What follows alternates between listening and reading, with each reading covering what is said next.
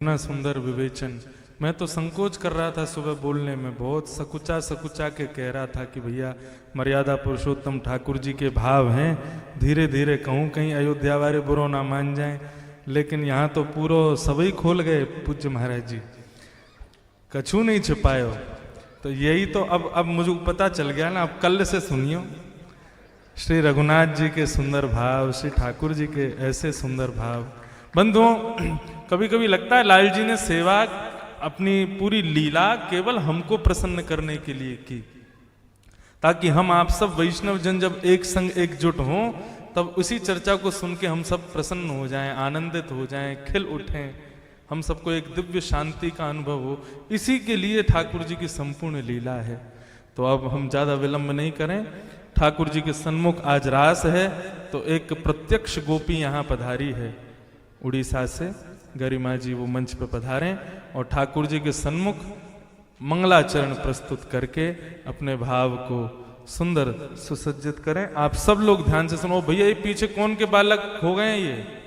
ये जिनके भी खो गए अपने बालकों को गोद में ले लो सब लोग, और बिल्कुल हल्ला मत करो, सब लोग प्रेम से बैठ के कथा सुनो और वो उत्सव का दर्शन करो। ठाकुर जी विराज रहे हैं और अभी श्री चित्र विचित्र महाराज जी भी आ रहे हैं, फिर उनके हम भजन श्रवण करेंगे। बोलो गिरधर लाल प्यारे की, श्री गोवर्धन नाथ की, गिरिराज धरण की। इतनी रूखी जय नहीं, जोर से जय। श्याम सुंदर श्री यमुने महारानी की, श्री रास रासेश्वर भगवान की, राघवेंद्र सरकार की जय। जय श्री सीताराम, जय जय श्री राधे श्याम।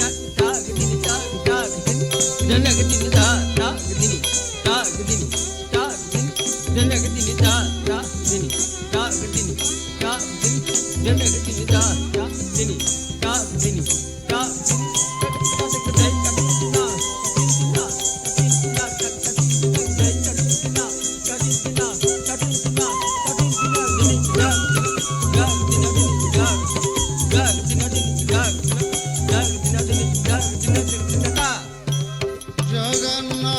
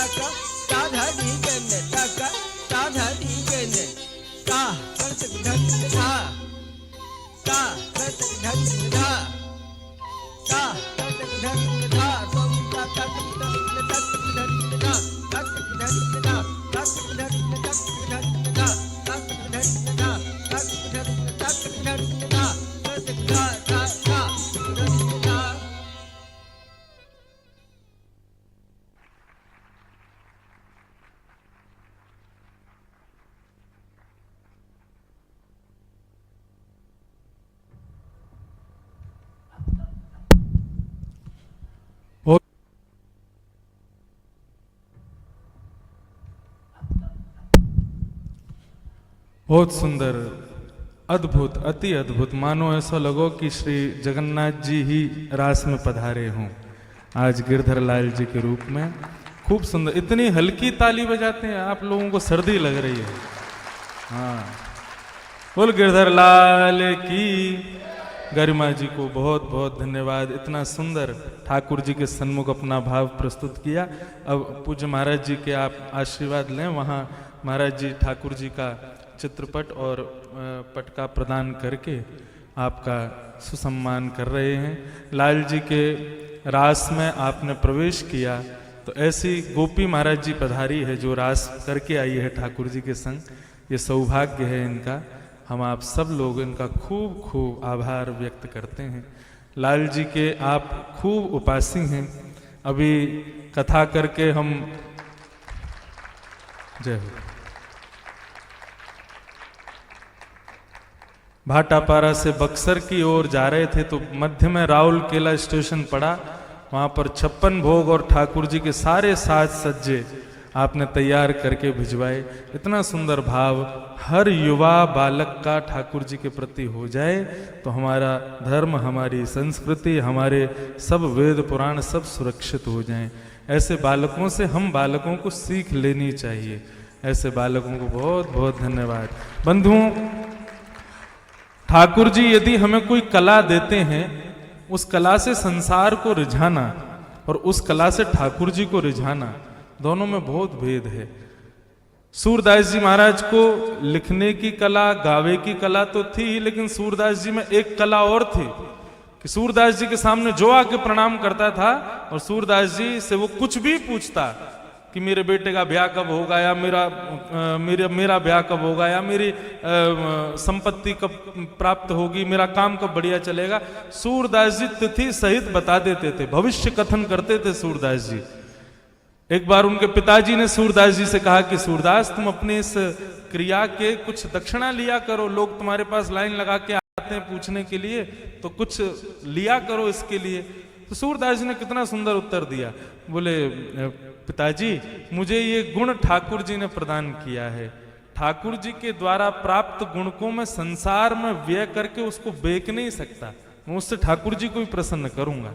अपने किसी भी गुण से, किसी भी कला से ठाकुर जी को प्रसन्न करना, यह भी एक भक्ति का स्वरूप है, यह भी एक सुंदर भाव का स्वरूप है। तो हमारे मध्य में श्री चित्र विचित्र महाराज जी अभी पधार रहे हैं। तब तक एक रास का पद मैं सुना दूं आपको।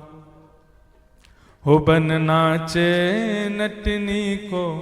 अब संगीत तो नहीं है, आप लोग ताली बजा के गाओ साथ में, हाँ, थोड़ी न गर्मी आवेगी। हो बन नाचे नटनी को आली, नंद को किशोर। बन नाचे नटनी को आली, नंद को किशोर। राधे जगत नचायो तेरी, बोकी मरोड़। राधे जगत नचायो तेरी, बोकी मरोड़ रे। बन नाचे नटनी को आली, नंद को किशोर।